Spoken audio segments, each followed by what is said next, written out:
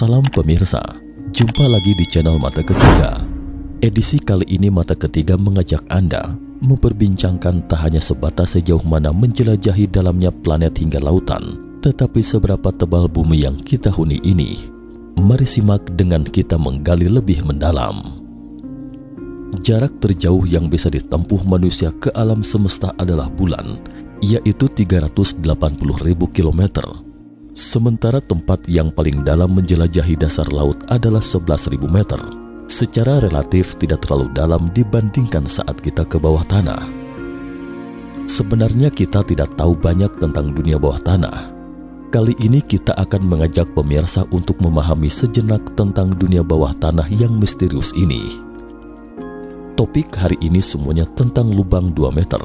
Ini adalah kedalaman untuk pemakaman pada umumnya. Sebenarnya sejarah kremasi manusia tidak panjang. Dalam sejarah panjang manusia, sebagian besar orang yang telah meninggal dikubur ke dalam tanah. Penguburan di barat karena Yesus dibangkitkan setelah 3 hari dimakamkan, sehingga mereka percaya bahwa manusia dapat bangkit kembali setelah dikubur. Lain halnya dengan penguburan di timur. Alasannya sangat simpel, agar si mendiang mendapatkan tempat yang layak dan keluarga juga tenang. Karena bisa beristirahat dengan tenang di tanah, jadi mereka orang mati dikubur. Tapi mengapa kedalamannya ditetapkan sekitar 2 meter? Secara umum diyakini bahwa jika jenazah dikubur di kedalaman ini, tidak akan terjadi wabah penyakit atau penyakit menular. Namun dalam beberapa tahun terakhir, di timur kita tidak lagi selalu menggunakan penguburan tanah, tetapi kremasi. Alasannya, karena penguburan tanah memakan banyak ruang dan mungkin dapat menyebabkan masalah kebersihan. Sementara di barat terutama masih menggunakan penguburan tanah. Tetapi kremasi juga mulai marak di banyak tempat. Alasannya karena mereka takut si mendiang akan menjadi zombie atau vampir. Oke, lanjutkan menggali lebih dalam 4 meter. Ini adalah kedalaman makam Raja Mesir Tutankhamun. Jauh lebih dangkal dari yang dibayangkan, bukan? Ini juga merupakan sarang semut yang paling dalam di dunia, yaitu sarang yang digali serangga tanah. Oke, lanjutkan menggali 6 meter. Ini adalah kedalaman terdalam yang bisa dideteksi oleh detektor logam. Pernah ada sesuatu yang disebut Luoyang Chan atau semacam sekop khas Tiongkok. Sekop Luoyang ini bisa menggali 10 meter hingga 20 meter. Meskipun ini adalah peralatan dari zaman kuno, tetapi sangat efisien. Karena itu perampok makam sekarang juga menggunakan alat ini, alat yang mutlak diperlukan. Oke, lanjutkan menggali lagi ke bawah 12 meter. Ini adalah gua terdalam yang digali binatang sejauh ini, yakni buaya Sungai Nil. Oke, lanjutkan 20 meter. 20 meter itu kedalaman Katakomba Paris, yakni pemakaman bawah tanah yang berlokasi tepat di bawah kota Paris, Prancis. Terletak di sebelah selatan gerbang kota, katakomba ini menampung kira-kira 6 juta jenazah, lebih banyak jika dibandingkan dengan jumlah penduduk yang berdiam di atasnya. Bagaimana asal mula kuburan bawah tanah ini? Seperti yang diketahui, Eropa menggunakan penguburan tanah. Paris adalah kota metropolis sejak dulu. Banyak orang tinggal di sini. Tetapi karena semua orang mengubur mayat mereka di sini selama bertahun-tahun, jadi tidak ada lagi tempat untuk dihuni. Di mana-mana kuburan. Kemudian beberapa peperangan, wabah, dan sebagainya, sehingga menyebabkan seluruh Paris tidak punya ruang lagi. Karena itu semua makam di Paris digali dan semua mayat dimasukkan ke dalam sebuah lubang tambang, dan tambang ini adalah katakomba Paris. Sebenarnya ada masalah dengan penguburan tanah, yaitu menghabiskan banyak lahan yang pada akhirnya tidak ada tempat lagi untuk dikubur.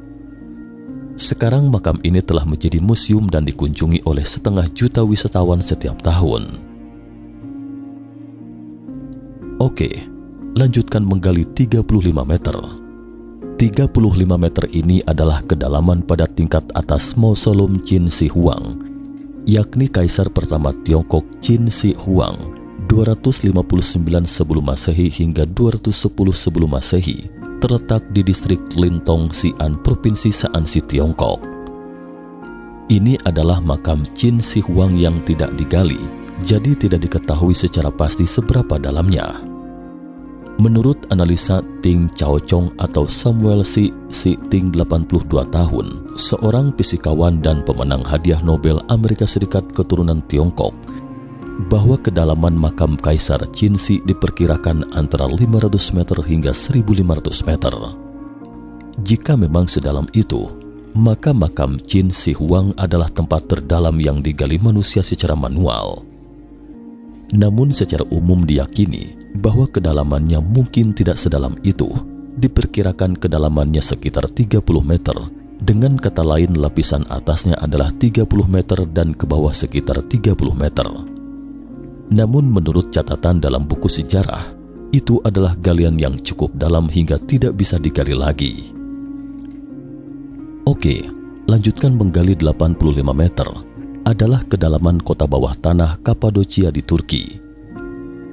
Dikatakan bangunan di bawah tanah itu mungkin digunakan untuk mencegah pencemaran perang nuklir. Bagian terdalam dari bangunan ini sekitar 85 meter di bawah tanah, atau setara dengan sekitar 20 hingga 30 lantai bangunan apartemen.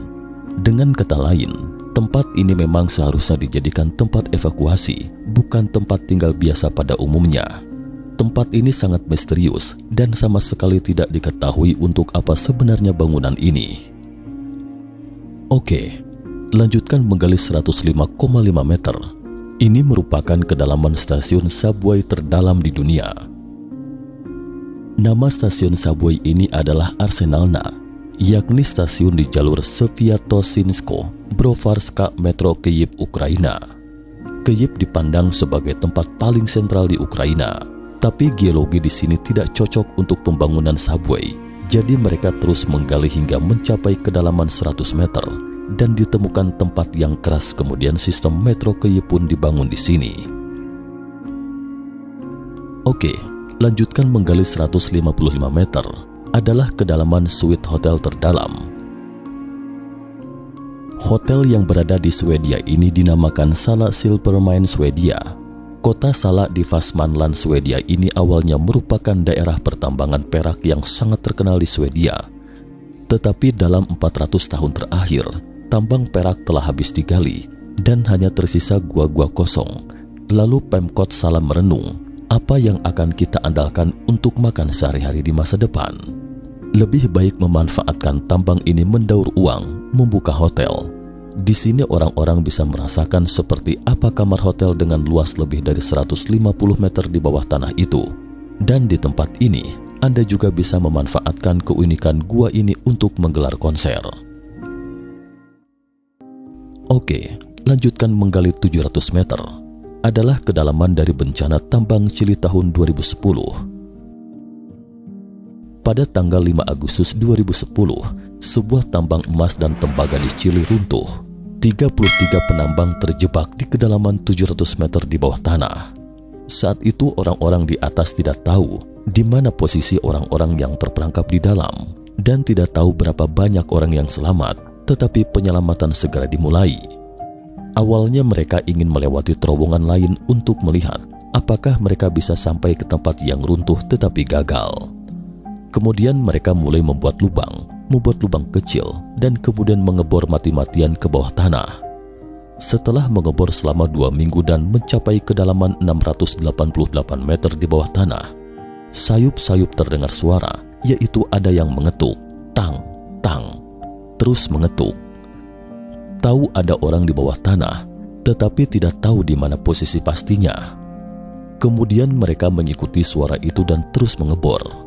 Setelah mengebor siang malam beberapa hari kemudian, mereka melihat ada orang yang masih hidup di dalamnya. Ke-33 orang ini terperangkap di sebuah tempat yang sangat sempit. Para penambang menuliskan pesan yang diikatkan pada matabor bahwa mereka masih hidup.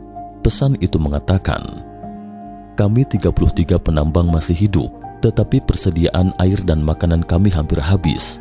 Saat itu, mereka terperangkap di tempat penyimpanan makanan.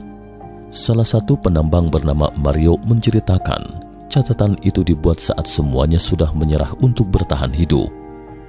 Pada saat itu kami tidak yakin apakah akan ada yang datang untuk menyelamatkan kami. ujarnya lirih dengan nada penuh emosi dan air mata menetes. Kami tidak mendengar apa-apa selama 15 hari, hingga akhirnya selama 2 hari kami mendengar suara bor dari kejauhan, tapi suara itu kemudian berhenti. Lantaran suara bor itu berhenti, Mario mengatakan, mereka merasa tim penyelamat telah menghentikan pencarian. Namun itu tak berlangsung lama, karena mereka kemudian mendengar lagi suara bor dan batu-batu kecil mulai berjatuhan dari atap gua.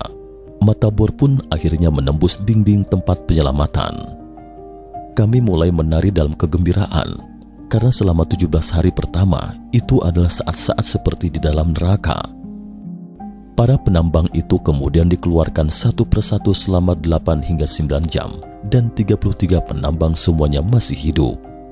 Itu adalah detik-detik penyelamatan yang mendebarkan, penyelamatan super. Dapat dikata itu adalah keajaiban. Bencana pertambangan 2010 itu kemudian dibuat menjadi film berjudul The Third Retreat. Di antara 33 penambang ini, salah satunya adalah mantan pemain sepak bola internasional Chili. Oke, lanjutkan menggali. 1642 meter. Ini adalah kedalaman danau terdalam di dunia, yaitu Danau Baikal di Rusia. Pernah dengar kan? Sebenarnya Danau Baikal ini bukan tempat untuk berenang, karena letaknya sangat terpencil di Siberia. Rusia tidak membatalkan Olimpiade musim dingin ini. Saat obor diarak, sempat diteruskan ke Danau Baikal. Konon katanya obor itu dibawa ke bawah danau dan sempat estafet sebentar di bawah air. Oke, lanjut lagi menggali 2197 meter.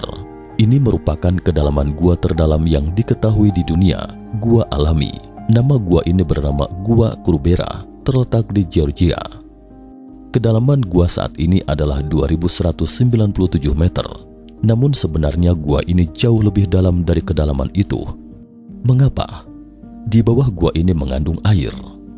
Setelah menyelam sejauh 100 meter, ternyata 2197 meter, tetapi masih ada di bawahnya, namun tidak bisa menyelam lebih jauh lagi. Seberapa dalam sebenarnya sama sekali tidak diketahui secara pasti. Oke, lanjut 2400 meter. Ini adalah kedalaman laboratorium terdalam di dunia. Di Sichuan, Tiongkok, dinamakan Laboratorium Bawah Tanah Qinping, Tiongkok. Mengapa dibangun di tempat yang dalam seperti itu? Karena untuk melindungi berbagai sinar kosmik dan faktor lainnya. Materi gelap bisa menembus apapun, jadi pada kedalaman ini, sinar kosmik lain dipastikan tidak dapat menembus ke dalam. Hanya materi gelap yang bisa menembus ke dalam itu. Jika detektor mereka merespon, itu berarti materi gelap telah ditemukan. Namun sejauh ini belum ada respon. Mengenai materi gelap ini, akan kita bahas pada kesempatan lain. Oke, lanjut lagi. 3600 meter. Ini adalah kedalaman terdalam ditemukannya kehidupan organisme multisel yang disebut devil worm. Mengapa disebut devil? Karena ia bisa bertahan hidup dalam kondisi yang sangat ekstrim. Panjang tubuhnya hanya 0,5 mm dan tidak terlihat. Apa yang dimakannya? Mikroorganisme. Artinya mikroorganisme dapat bertahan hidup lebih dalam dari ini, yakni organisme bersel tunggal. Sejauh ini beberapa penelitian telah dilakukan terhadap cacing ini dan ditemukan ia dapat bertahan hidup di lingkungan dengan suhu sangat tinggi, tekanan tinggi dan tanpa oksigen. Jadi sangat mungkin ia bisa bertahan hidup di planet lain. Oke, lanjut menggali 3902 meter. Ini merupakan kedalaman terdalam yang dicapai oleh manusia. Ini juga merupakan tambang emas yang sangat terkenal di Afrika Selatan bernama Tau Tona Mine. Kedalaman tambang emas ini 3902 meter dan butuh waktu 1 jam untuk mencapai titik terendah. Oke, teruskan menggali. 12.263 meter. Inilah kedalaman lubang terdalam di dunia yang pernah digali manusia, yaitu lubang yang digali di Rusia. Lubang tersebut murni digunakan untuk penelitian ilmiah. Sudah digali hampir 20 tahun. Penggalian dihentikan setelah mencapai kedalaman itu dengan alasan tidak ada dana lagi karena menggali lubang itu juga tidak menghasilkan uang. Padahal alasan sebenarnya mereka tidak menggali lagi bukan soal dana. Lalu apa alasan utamanya? Pada saat mereka menggali sampai kedalaman ini, suatu hari bor mereka tiba-tiba mulai berputar dengan kecepatan tinggi. Dengan kata lain, ada lubang yang tergali. Setelah lubang itu tergali, terdengar sepenggal suara. Suara ini disebut suara dari neraka. Saya mendengarkan sebentar, dan suara itu rasanya seperti erangan pilu orang-orang yang tersiksa oleh api neraka. Ada suara laki-laki dan suara perempuan mengerang silih berganti. Doktor kepala proyek pada saat itu adalah Aker Zakov. Dia mengatakan, "Sebagai seorang komunis, saya tidak percaya pada Alkitab atau keberadaan Tuhan. Tetapi sebagai seorang ilmuwan, saya percaya pada keberadaan neraka." Lalu mereka memutuskan untuk tidak menggali lagi. Oke, lanjutkan 12.376 meter. Sebelumnya disebutkan itu adalah lubang terdalam dalam penelitian ilmiah. Sementara yang ini adalah kedalaman sumur terdalam di dunia yang juga terletak di Rusia. Di anjungan pengoboran ini terdapat sumur minyak bernama Z44 Chaivo dengan kedalaman mencapai 12.376 meter atau 15 kali lebih tinggi dari Burj Khalifa, sebelumnya bernama Burj Dubai, pencakar langit di Dubai, dan lebih dalam dari Palung Mariana. Ini adalah lubang terdalam yang pernah digali manusia dengan mesin saat ini. Lanjut menggali 33.000 meter. Dari permukaan hingga kedalaman 33.000 meter disebut kerak bumi. Komponen utama kerak bumi ini adalah batuan vulkanik. Ditilik dari sini, tidak ada bedanya antara bumi dan Merkurius, Venus, Mars, dan bulan. Permukaannya juga merupakan batuan vulkanik.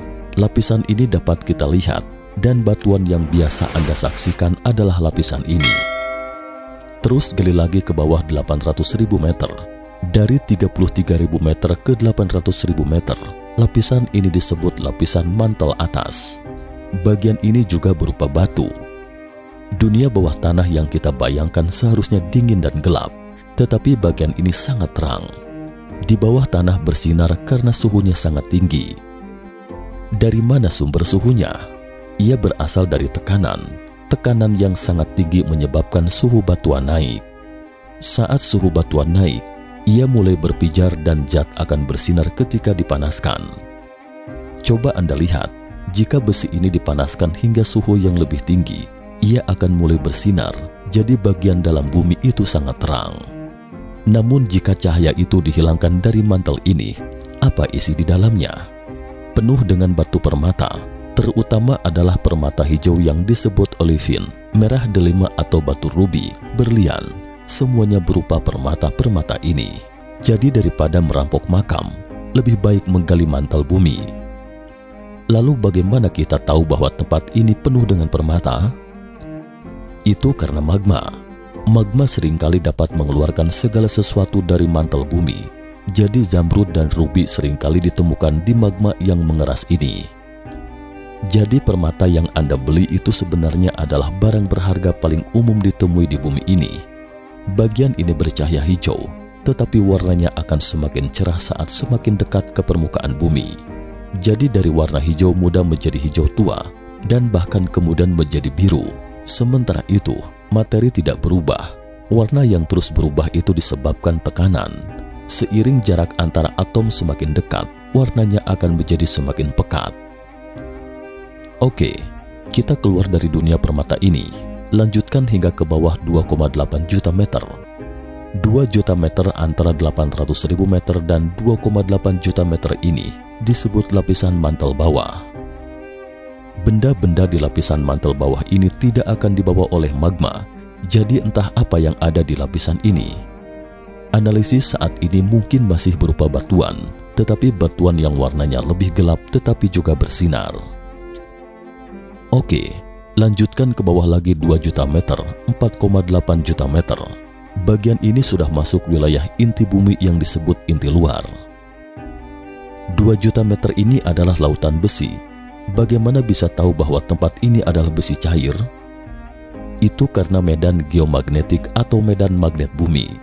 Di kutub utara dan selatan bumi, semua manifestasi magnetis berupa penghantar arus listrik. Lautan besi di kedalaman 200 juta meter berputar ke dalam dengan kecepatan tinggi. Seberapa cepat kecepatan ini? 1 meter per jam. Meskipun kita menganggap itu mungkin relatif lambat, namun kecepatan perputaran tersebut di kedalaman 2 juta meter sudah cukup untuk menciptakan medan magnet bumi sebesar itu. Jika besi cair tidak berputar, bumi tidak akan memiliki medan magnet dan semua makhluk hidup di bumi akan mati. Jadi mengapa besi cair ini berputar? Karena semakin tinggi suhu inti, maka suhu batuan di atasnya semakin rendah. Dan jika terjadi perbedaan suhu, maka ia akan bergerak dan mulai berputar. Menurut spekulasi saat ini, bumi akan bertukar antara kutub utara dan selatan dalam waktu kurang dari 100.000 hingga 200.000 tahun. Umurnya 100.000 hingga 200.000 tahun, mungkin besok akan berubah. Siapa tahu, ia akan berputar sangat cepat dan rotasi semacam ini tidak berputar perlahan. Oke. Lanjutkan ke bawah. Sisanya adalah inti dalam inti bumi. Inti dalam inti bumi itu padat dan berupa besi. Temperaturnya lebih tinggi daripada besi cair di lapisan luarnya. Tapi mengapa padat? Itu karena terlalu banyak tekanan. Ilmuwan telah menemukan bahwa bola besi ini tidak ada saat bumi pertama kali terbentuk, melainkan terbentuk sekitar 1 miliar tahun yang lalu. Artinya inti bumi terus-menerus menjadi padat. Inti ini semakin membesar. Lalu apa yang akan terjadi? Hanya dalam beberapa tahun kemudian, bagian cair tidak ada lagi dan semuanya menjadi padat. Atmosfer di permukaan bumi tersapu oleh angin musim semi matahari dan semua makhluk hidup di permukaan akan mati karena sinar ultraviolet. Sebelum itu, satu-satunya cara untuk bertahan hidup adalah segera masuk ke bawah tanah. Jadi, secara keseluruhan pemahaman manusia tentang kedalaman seisi bumi itu hanya sekitar 12.000 meter atau setara dengan 0,2% radius bumi. Pemahaman kita tentang lautan kurang dari 5% dan kurang dari 5% tentang alam semesta dan kurang dari 0,2% tentang bumi. Jadi bisa dipahami, bumi adalah yang misterius. Sampai di sini ulasan kami. Jika suka dengan video ini, jangan lupa klik like, subscribe, dan share. Jangan lupa kunjungi selalu channel Mata Ketiga untuk mengetahui informasi tentang peristiwa misterius lainnya. Jika Anda punya usul dan pendapat, silahkan tinggalkan komentar. Terima kasih dan sampai jumpa lagi di episode berikutnya.